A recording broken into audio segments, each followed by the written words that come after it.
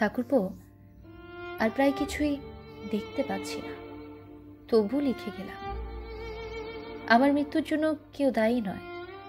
দায়ী নন বাবা মশাই, স্বয়ং দেবেন্দ্রনাথ ঠাকুর, যিনি জোর করে তোমার বিয়ে দিয়ে আমার কাছে থেকে তোমায় কেড়ে নিলেন।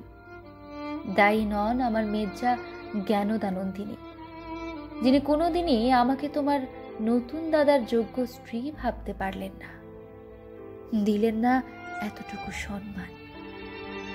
দায়ী নন তোমার নতুন দাদা যতীন্দ্রনাথ, যা জব্বার পকেটে আমি পেলাম এক বিখ্যাত নটির প্রেমপত্র। সেই প্রেমপত্রের নিচে কোনো নাম ছিল না। ঠাকুরপো, তুমিও নও দায়ী। তোমার জীবনে শুরু হলো নতুন করে খেলা। জায়গা তো ছেড়ে দিতেই হয় পুরাতনকে।